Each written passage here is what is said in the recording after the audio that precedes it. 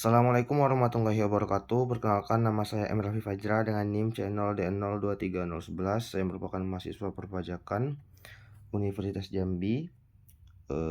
Jadi ini merupakan video tugas mata kuliah akuntansi perpajakan, yang mana pada video kali ini saya akan membahas mengenai liabilitas jangka pendek dan aset tidak berwujud dalam akuntansi pajak.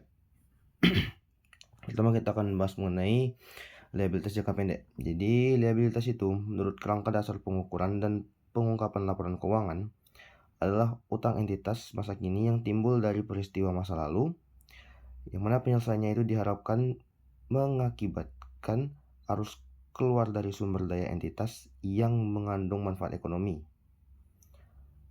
Nah, liabilitas ini itu kalau menurut PSAK 1 revisi 2009 itu terbagi menjadi liabilitas jangka panjang dan juga liabilitas jangka pendek. Menurut PSAK 1 revisi 2009 itu menjelaskan klasifikasi liabilitas jangka pendek memenuhi kriteria yang pertama, yaitu entitas mengharapkan akan menyelesaikan liabilitas tersebut dalam siklus operasi normal. Yang kedua, entitas memiliki liabilitas tersebut untuk tujuan diperdagangkan. Yang ketiga, liabilitas tersebut jatuh tempo untuk diselesaikan dalam jangka waktu 12 bulan setelah periode pelaporan. Dan yang keempat, entitas tidak memiliki hak tanpa syarat untuk menunda penyelesaian liabilitas selama sekurang-kurangnya 12 bulan setelah periode pelaporan. Jadi, liabilitas jangka pendek ini adalah kewajiban yang kurang dari 12 bulan. Nah, jenis-jenisnya diantaranya yaitu utang dagang, utang bank jangka pendek, uang bayar, utang pajak, utang dividen, beban yang masih harus dibayarkan, pendapatan yang diterima dibuka, utang terkait gaji karyawan dan juga deposit.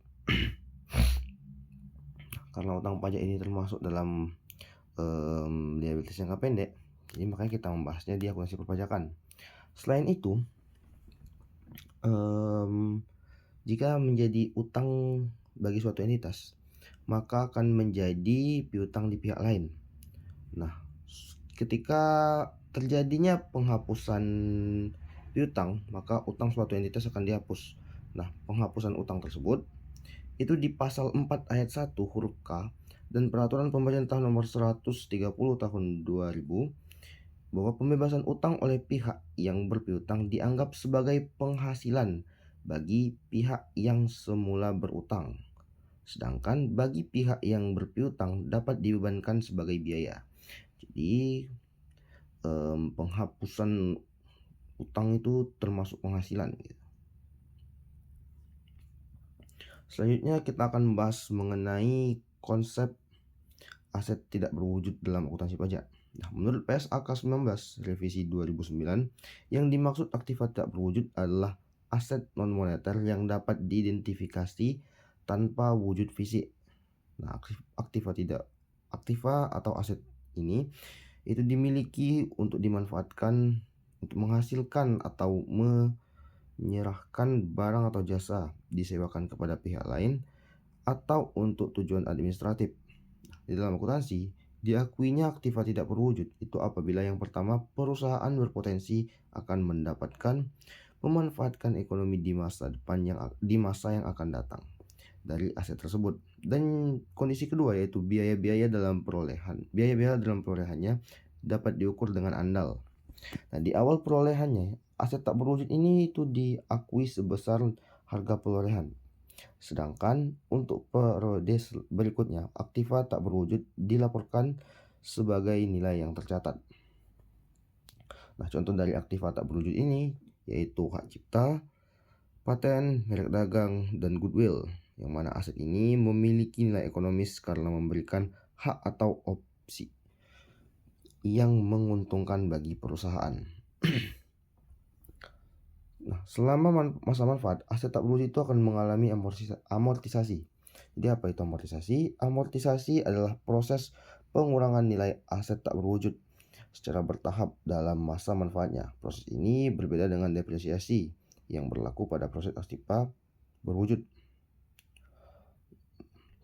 Nah, dalam perpajakan, jadi amortisasi ini sudah ditentukan, yang mana akan dibagi menjadi 4 kelompok, yaitu ada kelompok 1, kelompok 2, kelompok 3, dan kelompok 4. Amortisasi ini dapat dihitung dengan 2 metode, yaitu garis lurus dan juga saldo menurun. Untuk kelompok 1, itu masa manfaatnya 4 tahun, tarif garis lurusnya itu 25%, sedangkan tarif saldo menurunnya itu 50%. Untuk kelompok 2, itu masa manfaatnya 8 tahun, tarif garis lurusnya itu 12,5% dan tarif saldo menurunnya itu 25%. Untuk kelompok 3, itu masa manfaatnya 16 tahun, tarif garis lurusnya itu 6,25%, sedangkan tarif saldo menurunnya itu 12,5%. Dan untuk kelompok 4 itu 20 tahun, yang mana tarif garis lurusnya itu 5%, sedangkan tarif saldo menurunnya itu 10%. Sekian penjelasan dari saya. Assalamualaikum warahmatullahi wabarakatuh.